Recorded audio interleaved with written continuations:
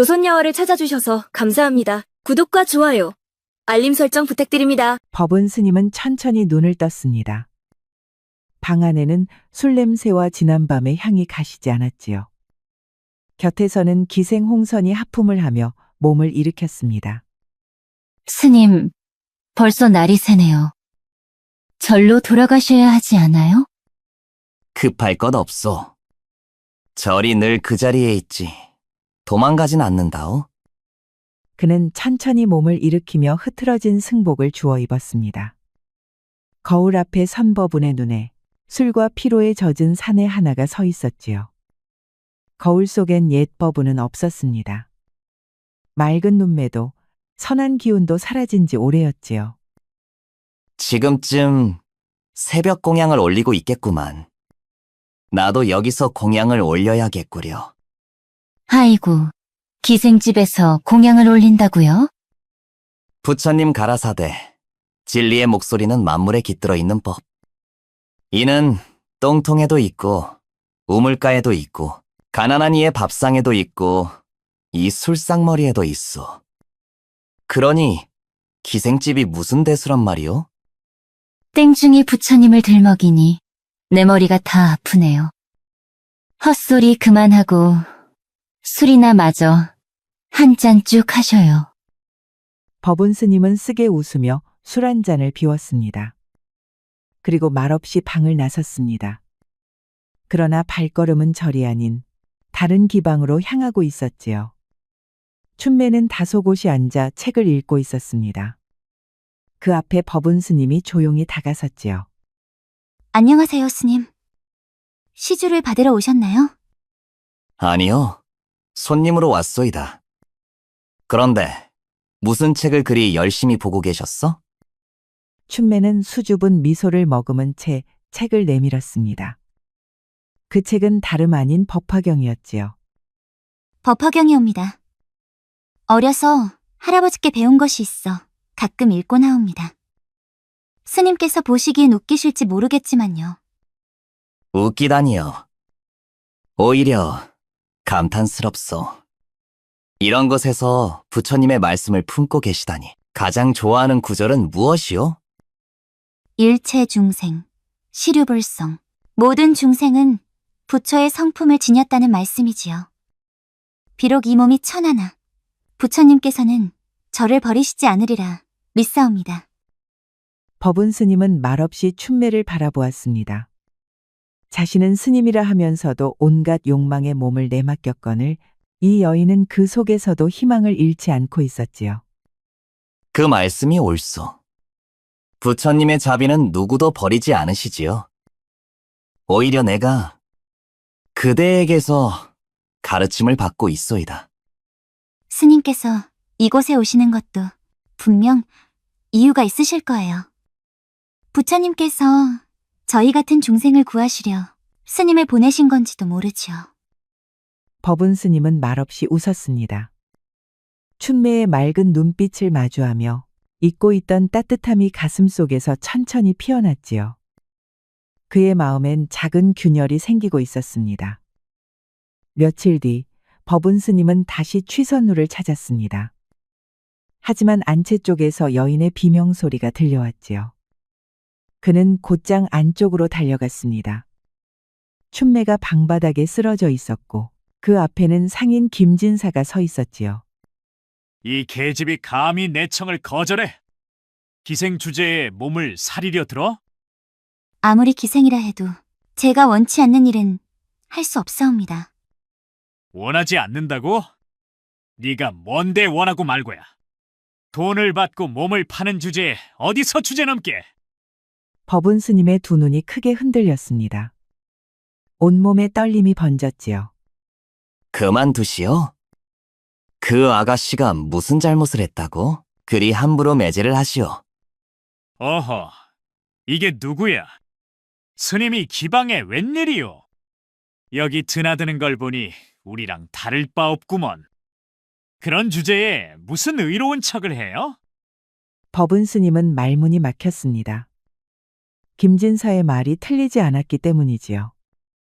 그 역시 이곳에 쾌락에 물들어 이런 현실을 외면해 왔던 것입니다.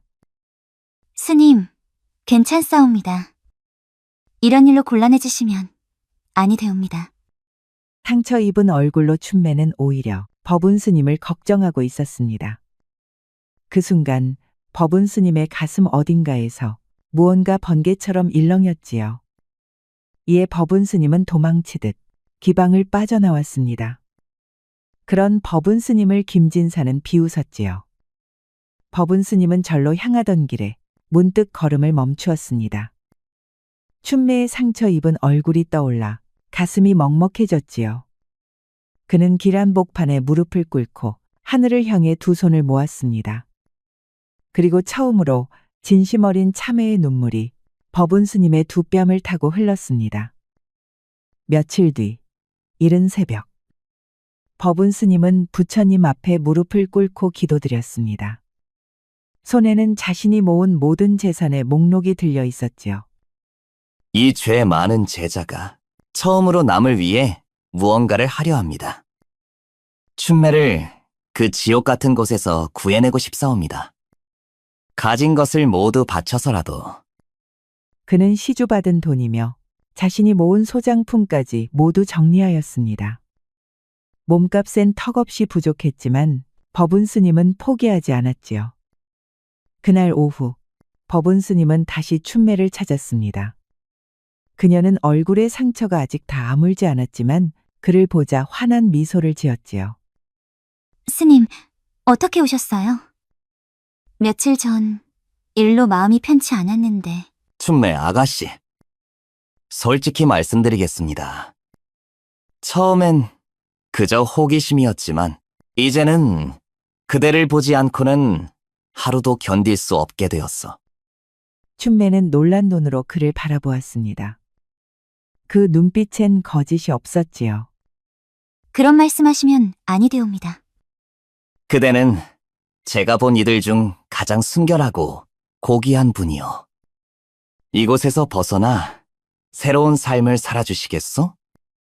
춘매의 눈에 눈물이 고였습니다. 그녀도 법운을 향한 마음을 더는 감출 수 없었지요. 저도 스님을 처음 배웠을 때부터 마음이 흔들렸사옵니다. 스님의 눈빛은 이곳 사람들과는 달랐지요. 그렇다면 저와 함께 해주시겠소? 비록 험한 길일지라도 내가 끝까지 지켜드리겠소. 스님께서 저 같은 사람을 받아주시겠다면 어디든 함께 가겠사옵니다. 두 사람은 조용히 손을 맞잡았습니다. 그 순간 법운은 비로소 사랑이란 무엇인지 깨달았습니다. 자신을 위해가 아닌 누군가를 위해 모든 것을 내어주는 마음을요. 며칠 뒤 법운 스님은 대웅전에서 감사의 기도를 올리고 있었습니다. 그때였습니다. 법당 문이 거칠게 열리며 여러 사람이 들이닥쳤지요. 여기 계셨군요. 법은 스님. 아니, 이제 스님이라 부를 수나 있겠소? 뒤따라 들어온 이는 해안 스님과 다른 승려들, 그리고 몇몇 상인이었지요. 해안의 얼굴엔 분노와 실망이 뒤섞여 있었습니다. 법은아, 이게 다 사실이냐? 네가 정말 그런 짓을 저질렀단 말이냐? 김진사는 비웃으며 서류 몇 장을 펼쳤습니다. 여기 증거가 있어. 3년 전 시주구모 심량을 빼돌린 일, 작년에 기생소월이를 희롱한 일, 동료 스님을 모함에 쫓아낸 일까지. 법운 스님의 얼굴이 하얗게 질렸습니다. 감추고 싶던 과거가 눈앞에서 하나씩 드러나고 있었지요. 스승님, 그것은 제가 정신이 흐려 있을 때 저지른 일이옵니다. 지금은 진심으로 뉘우치고 있사옵니다. 뉘우친다면서 어제도 기방에 들렀다더구나. 그게 네 말하는 참회냐? 이 스님 말입니다. 절에서 쓸향과 초를 몰래 팔아 술을 마셨고 신도에게 거짓 점괘를 내어 돈을 뜯은 일도 있어. 주변 스님들은 경악하며 웅성거렸고 법운은 무릎을 꿇고 고개를 떨구었습니다. 해안 스님은 굳은 얼굴로 법운을 바라보았습니다. 법은아, 네가 저지른 악업이 이리도 많구나. 이제 너는 더 이상 내 제자가 아니다. 단 한 번만 다시 기회를 주십시오. 이제야 진심으로 변하고자 하나이다. 이 땡중놈의 말은 듣지 마시오. 이자는 이미 구제불능이요. 그때 법당 문이 조심스레 열리며 춘매가 발걸음을 들여놓았습니다. 소문을 듣고 달려온 것이었지요. 이게 모두 사실인가요? 정말 그런 일들을 하셨던 건가요? 미안하오. 내가 그런 사람이었소. 그럼 그날 저에게 하신 말씀도 모두 거짓이었습니까? 춘매의 목소리가 떨렸습니다. 법은 스님은 끝내 대답하지 못했고 김진사는 씹던 웃음을 감추지 않았습니다. 내일 종회를 열겠다. 그 자리에서 네 출교를 논의할 것이니 그 전에 이 절에서 물러가거라. 법은은 모든 것을 잃었습니다. 스승의 신뢰도, 동료들의 존경도, 그리고 사랑하는 이의 마음까지. 그는 비틀거리며 텅 빈 몸으로 법당을 나섰지요. 며칠이 흘렀습니다. 법은은 아무것도 먹지 않은 채 깊은 산속 작은 암자에 홀로 앉아 있었습니다. 그의 마음엔 후회와 망설임, 갈피 잃은 번민이 뒤엉켜 있었습니다. 이제 어찌해야 하나? 춘매를 포기하고 수행의 길을 걸을 것인가? 아니면 모든 비난을 감수하고 그녀 곁에 설 것인가? 산새들만이 그의 물음을 받아줄 뿐 그는 밤낮을 지새우며 눈조차 붙이지 못했지요. 법은 스님은 조용히 마당에 나와 맑은 공기를 깊이 들이마셨습니다. 며칠을 번민으로 지새운 끝에 마침내 결심이 섰지요.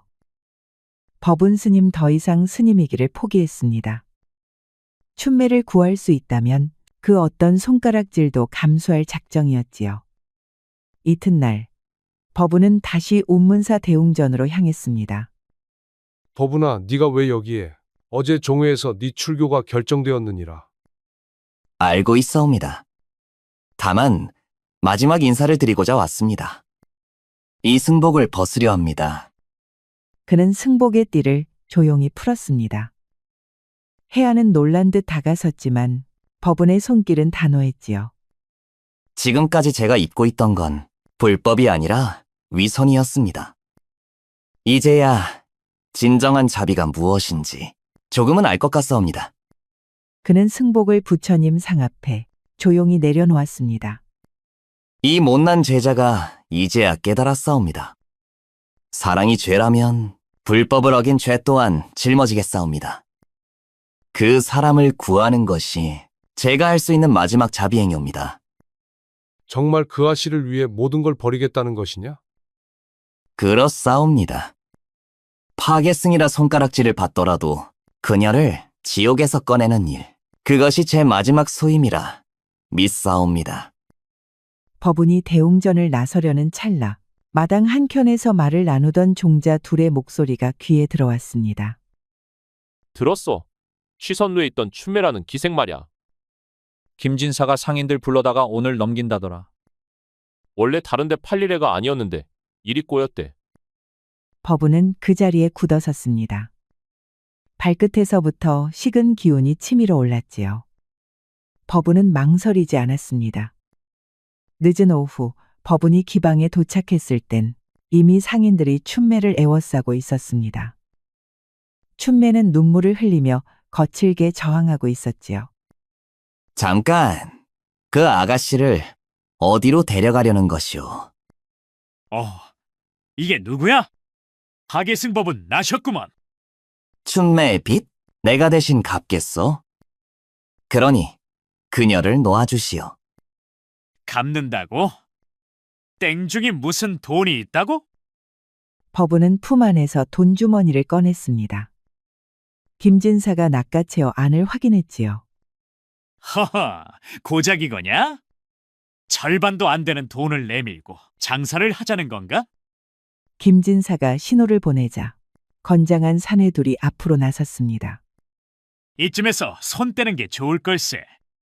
아니면 네 지난 과거를 더 떠들어 볼까? 그러시오. 내가 무슨 말을 듣든 상관없어. 그러니 춘매만은 보내주시오. 지금 협박하나? 아닙니다. 제안이지요. 내 목숨과 춘매를 바꾸자는 것이요. 순간 기방 안에 정적이 흘렀습니다. 모두가 법운을 바라보았지요. 이미 나는 파계승이요. 이 목숨 부처 앞에 내놓을 자격도 없어. 그러니 차라리 그대들이 원하는 대로 하시오. 목숨을 담보로 내기를 해보자고? 김진사의 입가에 불길한 웃음이 번져갔습니다. 김진사는 입가에 비릿한 웃음을 띤 채 말했습니다. 부하색과 맞서 싸워 이기면 그 아가씨는 놓아주지. 하지만 지면 네 목숨을 받겠다. 법운은 싸움을 해본 적 없었습니다. 그러나 지금 물러설 길은 없었지요. 좋소. 더는 물러설 길이 없구려. 땡중치고 제법 담이 크시구만. 이봐라, 저 용감한 대머리 놈에게 불심을 좀 불어넣어 주거라. 싸움은 오래가지 않았습니다. 법운은 그야말로 흠씬 두들겨 맞았습니다.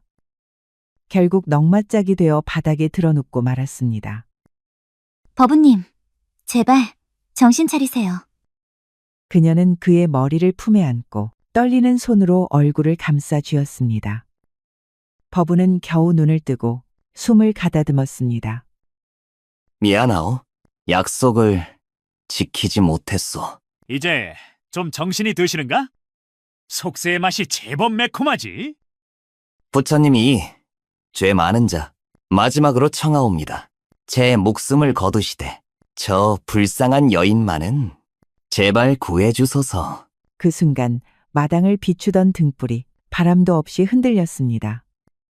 피가 멈추고 있어요. 법운의 온몸을 적시던 피가 조금씩 말라갔습니다. 어지러웠던 숨결도 차츰 고르게 돌아왔지요. 뭐야 이게. 분명히 죽을 상처였는데. 주위의 기생들과 손님들도 숨죽인 채 그 광경을 바라보았습니다. 이건 부처님의 가호가 아니고서야.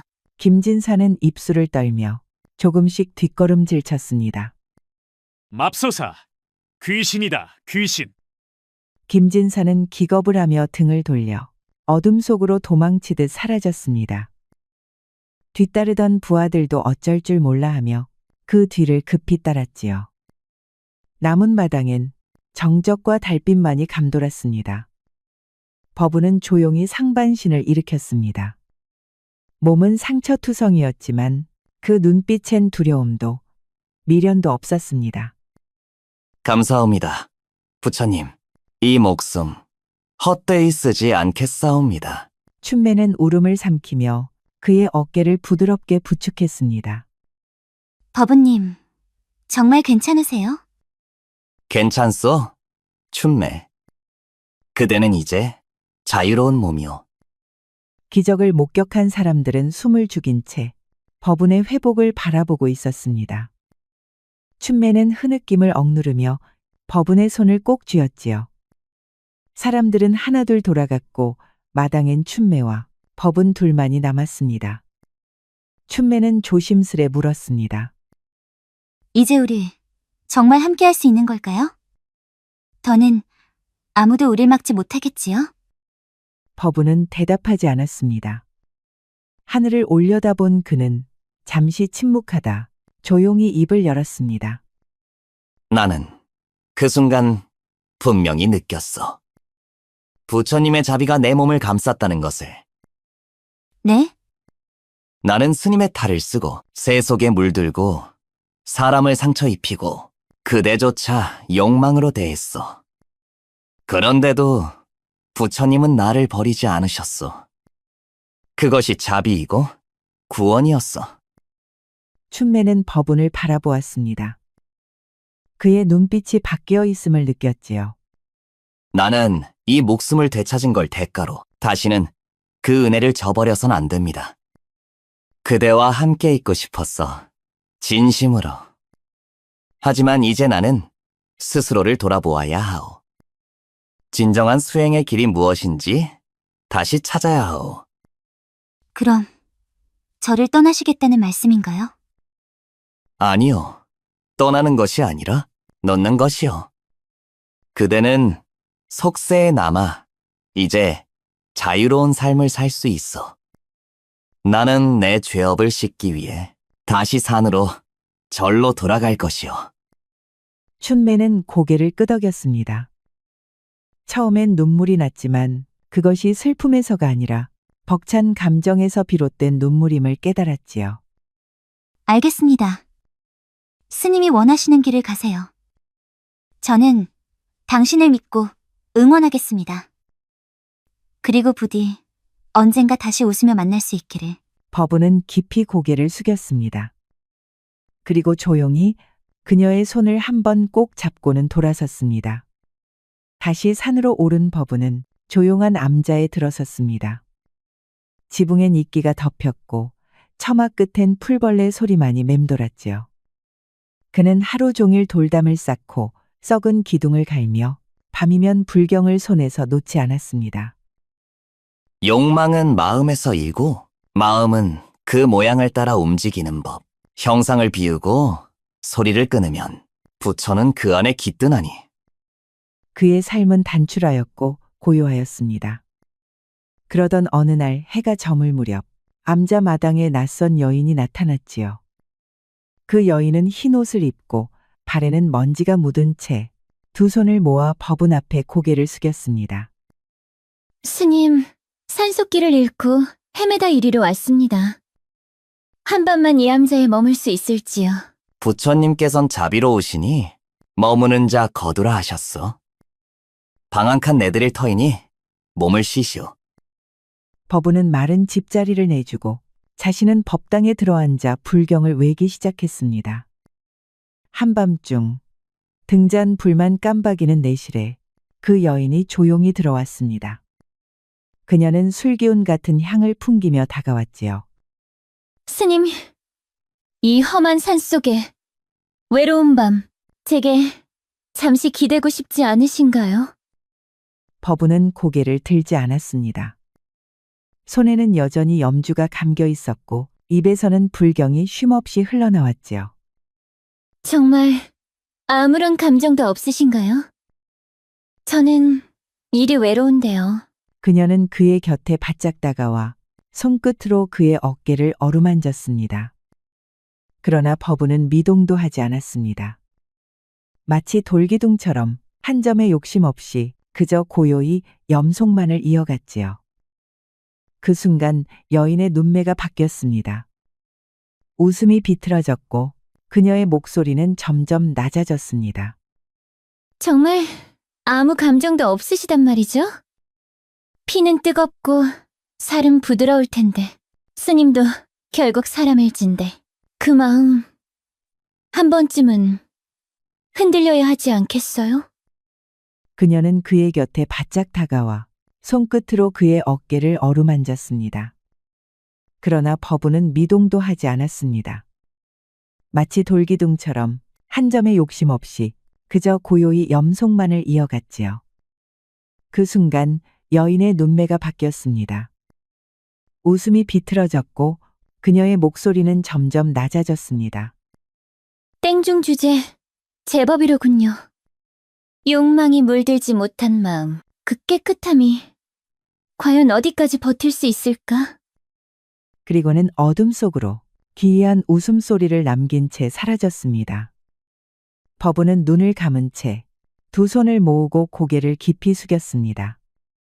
색욕은 눈을 어지럽히고 유혹은 뜻을 꺾으려 하나. 마음에 부처가 머무르면 그 무엇도 흔들 수 없도다. 그날 새벽 암자마당엔 어제까지 없던 백년 한 송이가 피어 있었습니다. 그 앞에 조용히 앉은 법은은 다시 염주를 들고 염송을 시작했지요. 색은 공이요. 공은 색이니 마음 따라 일어난 욕망 또한 본래 실체가 없노라. 만상은 더섭고 모든 경계는 마음이 짓는 바. 이 몸 고요히 앉았으되 뜻은 이미 흐르지 않도다. 진리는 곁에 머무르며 나는 다만 그 자리에 있을 뿐이니라. 이후에도 법은 스님은 여전히 수행에 힘쓰고 있었습니다. 햇살은 짧고 산바람은 길었습니다. 그의 하루는 오직 침묵과 염송, 그리고 고요한 호흡 속에 흘러갔지요. 그러던 어느 날 저녁, 해가 산등성이 뒤로 넘어갈 무렵, 초라한 행색의 사내가 암자마당의 모습을 드러냈습니다. 스님, 하룻밤만 묵게 해주시오. 며칠을 굶고 산을 헤매다 이 절을 보았습니다. 법운 스님은 대답 없이 사내를 바라보았습니다. 그 눈길에 동정도 없고 거절도 없었습니다. 그저 고요했습니다. 그는 묵묵히 고개를 끄덕이며 빈 방을 가리켰지요. 밤이 깊었습니다. 법운은 벽을 향해 결과부자를 메고 앉아 염주를 돌리고 있었지요. 방 저편에서 사내가 등을 기대고 앉아 중얼거렸습니다. 스님, 저는 떠돌이 장사꾼입니다. 짐승처럼 살았습니다. 그런데도 스님은 아무것도 묻지 않더군요. 참 이상한 분이요. 법운은 눈을 감은 채 조용히 염송만을 이어갔습니다. 실은 몇 해 전 제가 한 여자를 죽였소. 그 순간 법운의 염주가 멈췄습니다. 사내는 주머니를 뒤적이더니 낡은 비녀 하나를 꺼내 바닥에 내려놓았습니다. 그것은 분명 춘매가 꽂고 다니던 연분홍 비녀였습니다. 사내는 고개를 돌려 웃었습니다. 곱디고 온 여자였소. 그런데 날 거절하더군. 그래서 죽여버렸소. 법운 스님의 얼굴이 새하얘졌습니다. 그는 천천히 고개를 숙였고 염주가 땅바닥에 툭 하고 떨어졌습니다. 이 비녀는 설마 춘매를? 사내는 무릎을 꿇고 땅을 내리치며 통곡했습니다. 불법이 뭐요? 자비가 뭐요? 죽은 사람을 살릴 수 있기나 한 거요. 법운 스님은 치솟는 증오에 두 주먹을 떨었습니다. 그의 심장은 광풍처럼 뛰었고 눈앞이 흐려졌습니다. 그러나 그는 숨을 길게 들이쉬더니 조용히 두 손을 모았습니다. 죄를 미워하되 사람을 미워하지 말라. 이는 열애께서도 여러 차례 가르치신 바. 그대가 짓고 온 업은 법의 무게로 반드시 되돌아올 것이요. 사내는 비웃으며 말했습니다. 그렇게도 용서할 수 있단 말이오. 스님도 그 여인을 사랑하지 않았소. 법운은 고개를 들었습니다. 그 눈빛은 이제 떨림 없이 깊은 물처럼 가라앉아 있었습니다. 내가 내 마음속 분노를 다스리지 못하면 다시 욕망의 늪으로 돌아갈 뿐이요. 진정한 자비는 법이 그르다 말하지 않더라도 스스로 그 허물을 덮는 데 있어. 사내는 말없이 법운을 바라보았습니다. 그리고 이내 천천히 몸을 일으켰습니다. 그 순간 그의 얼굴에 희미한 미소가 떠올랐습니다. 그 미소는 인간의 것이라기보다 이 세상 것이 아닌 무언가의 기이한 흔적이었지요. 사내는 그대로 어둠 속으로 걸어들어가 기이한 웃음소리를 남긴 채 흔적도 없이 사라졌습니다. 남겨진 것은 바닥 위에 놓인 연분홍 비녀 한 자루, 그리고 가만히 그 앞에 앉아 염주를 감는 법운의 뒷모습. 마음이 흔들렸도다. 그러나 미혹은 법을 거스르지 못하였노라. 그는 조용히 눈을 감고 다시 불경을 읊기 시작했습니다. 모든 중생은 죄를 짓고 법을 통해 그 죄를 알아가며 자비를 통해 다시 태어난다. 그의 음성은 이전보다 낮고 깊었습니다. 그날 새벽 암자 기둥 아래엔 무명초 사이로 새하얀 난꽃이 한 송이 피어 있었지요. 석양이 지는 산자락, 법운 스님은 암자 앞마당에서 마른 나뭇가지들을 모으고 있었습니다. 산중 수행이란 고요한 바람처럼 느릿하고 참선이란 호흡처럼 잦으며 얕은 것이었습니다. 흙벽이 무너진 담을 다시 쌓고 기울어진 기둥을 곧게 세우며 그는 하루하루를 쌓아 올렸습니다. 해가 산마루 너머로 지자 낯선 기척이 들려왔습니다. 고운 도포에 검소한 갓을 쓴 중년의 사내가 합장하며 다가왔지요. 실례하오. 혹 이 암자의 주지스님이 법은 스님이시옵니까? 법은 스님은 고개를 들어 사내를 바라보았습니다. 곧 손을 모아 정중히 답하였지요. 소승은 다만 묵은 죄업을 씻고자 하는 자일 뿐. 이름이야 있으나 실상이 없사옵니다. 사내는 미소를 머금으며 바닥에 무릎을 꿇고 앉았습니다. 법은 스님, 요사 이세간에 스님의 이름이 자자하옵니다. 들으셨겠지요? 살아 돌아온 스님, 기생을 구한 자비의 부처, 하늘이 선택한 자라 불리고 있다지 않습니까? 법은 스님은 말없이 물끄러미 그를 바라보았습니다.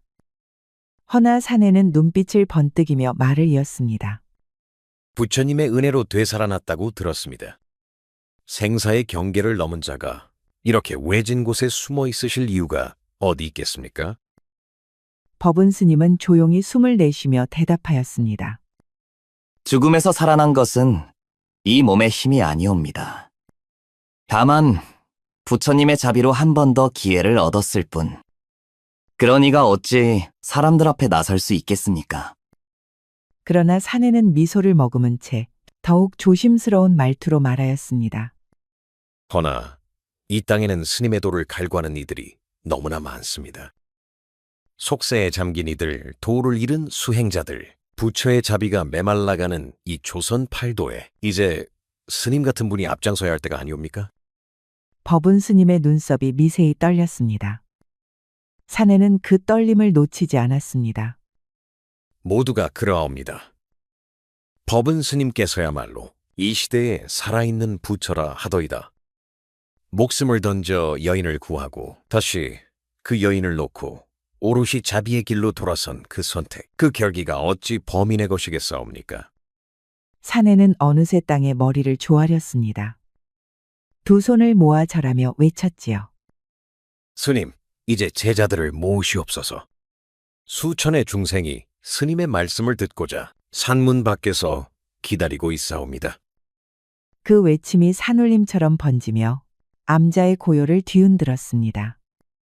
그 순간 법운의 눈동자에 번뜩임이 일었습니다.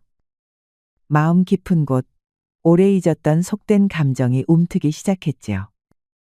이에 법운 스님은 두 손을 무릎 위에 올려두고 눈을 감았습니다. 깊은 숨을 들이쉬었고 손가락이 살짝 떨리기 시작했습니다. 마음속에서 낮고 조용한 속삭임이 들려왔지요. 아주 음습하고 간드러지며 아주 달콤했습니다. 법운 스님은 눈을 뜨며 자리에서 일어났습니다. 그리고 마당의 흙바닥을 향해 무릎을 꿇고 주먹으로 땅을 내리쳤습니다. 허상에 마음을 두는 순간 또다시 죄업의 길로 빠질 뿐이요. 그의 숨소리는 거칠었고 눈엔 눈물이 고였으며 목소리는 미세하게 떨리고 있었습니다. 사내는 조용히 고개를 들었습니다. 순간 그의 눈빛이 차갑게 식었습니다. 입가엔 섬뜩한 미소가 번졌고 몸을 일으키며 말하였습니다.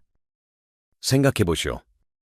수천의 불자를 거느리고 온 세상 만물의 불도를 설법하는 것. 조선의 임금조차, 아니 대청의 황제조차 감히 명하지 못할 권세. 그 모두가 그대 발 아래에 있소. 법운은 조용히 눈을 가늘게 떴습니다. 그의 눈동자엔 흔들림 없이 고요한 강물만이 흐르고 있었지요. 당신은 대체 누구요? 사내는 한동안 침묵하더니 인자한 웃음을 머금고 고개를 끄덕였습니다.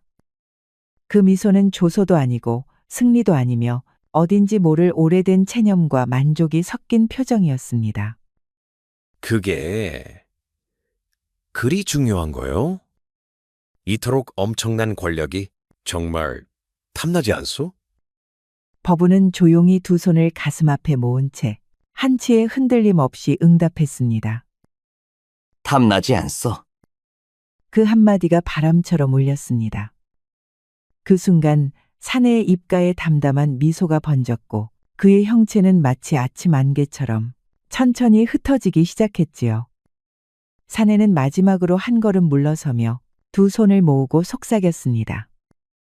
이로써 셋째 시험 또한 지나갔도다. 그러고는 바람조차 불지 않는 공간에서 연기처럼 사라져 버렸습니다. 그 자리에 남은 것은 고요뿐이었지요. 법은은 깜짝 놀라며 정신을 차렸습니다. 눈을 떠보니 자신은 불상 앞에 엎드려 앉아 있었습니다. 마치 방금까지의 일들이 한낱 꿈속 같았으나 이마에 맺힌 식은땀과 가슴 깊은 곳을 스치고 간 파문은 그 모든 것이 현실이었음을 말해주고 있었지요. 법은은 조용히 눈을 감고 다시금 합장한 채 염주를 돌리며 읊조렸습니다. 첫 번째는 욕망이었고, 두 번째는 분노였으며, 세 번째는 자만이었도다. 셋 모두 지나갔으니 이제 비로소 불도의 길에 들 수 있으리라. 향불은 잦아들고 바람 없는 새벽 공기에 백년향이 은은히 퍼졌습니다. 그날 새벽 산허리의 안개가 잦아들 무렵 작은 발소리가 암자마당으로 다가왔습니다. 들꽃 핀 담장을 지나 오래된 모거 아래 멈춘 사람은 다름 아닌 춘매였습니다. 그녀는 조심스레 문지방에 발끝을 걸치고 안으로 고개를 들여다보았습니다. 법운 스님은 마루 끝에 앉아 있었습니다. 다 다른 염주를 손가락 사이에 감고 무거운 숨결처럼 낮고 깊은 불경을 읊고 있었지요. 춘매는 말없이 두 손을 모아 합장하였습니다. 그 조용한 기도는 그리움도 미련도 모두 벗겨낸 한 줄기 연기처럼 고요했습니다. 법운 스님은 눈을 떴습니다. 오랜 세월 속에서도 한 번도 변하지 않았던 그 따스한 눈빛으로 그녀를 바라보았습니다. 오셨습니까? 춘매는 고개를 끄덕이며 아무 말 없이 그의 곁에 무릎을 꿇었습니다. 잠시 두 사람 사이엔 긴 침묵이 흘렀습니다. 그 침묵 속엔 지난 시간의 상처, 세속의 인연, 수행의 고통이 모두 담겨 있었지요. 보고 싶었습니다. 그저 한 번만이라도 당신이 살아있다는 걸 확인하고 싶었습니다. 법운은 조용히 고개를 떨구었습니다. 이 마음이 끊어진 것은 아니었습니다. 허나 이제 이 마음마저 내려놓고자 하오. 당신의 얼굴을 마지막으로 보게 해주시니 부처님의 자비가 참으로 넓고 깊은 것이로군요. 저도 알고 있습니다. 우리는 더 이상 이승의 인연이 아니라는 것을. 인연이란 닿기 위해 있는 것이 아니라 떠나보내기 위해 존재하기도 하는 것이옵니다. 당신과 나, 서로가 서로를 구원하였기에 더는 미련도, 더는 번뇌도 남지 않소. 춘매는 조용히 눈을 감고 그 말 속에서 무언가가 정리되는 것을 느꼈습니다. 그녀는 천천히 일어나 절을 올렸습니다. 감사합니다. 법운은 묵묵히 고개를 끄덕였고 춘매는 마당을 따라 천천히 걸어 나갔습니다. 그녀의 발자국은 가볍고도 단호하였습니다. 동쪽 하늘이 밝아오고 있었습니다. 법운 스님은 다시 방 안으로 들어가 향을 하나 피웠습니다.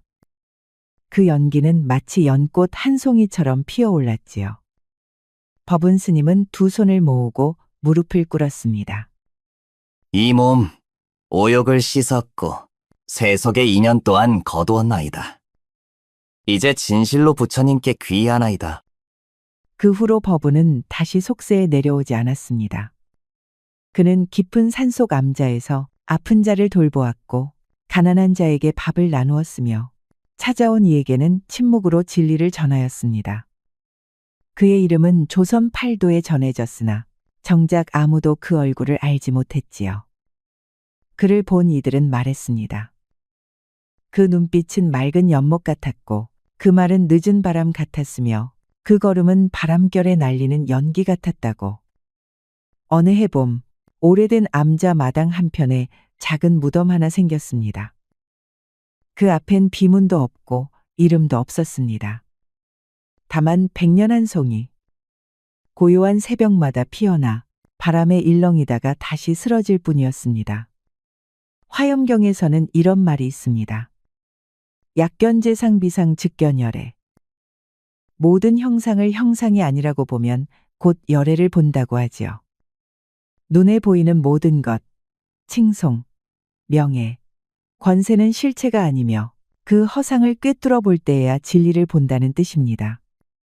법운 스님은 이러한 진리를 깨닫고 마침내 열반에 들었습니다. 우리도 사사로운 욕망에 휘둘리지 않고 오직 올곧은 마음으로 세상을 보아야겠습니다. 우리 이야기가 여러분들에게 조금이나마 재미를 선사할 수 있기를 바랍니다. 다른 재미있는 영상도 많으니 즐겁게 봐주세요. 그럼 여러분 모두 행복하고 즐거운 시간 되세요.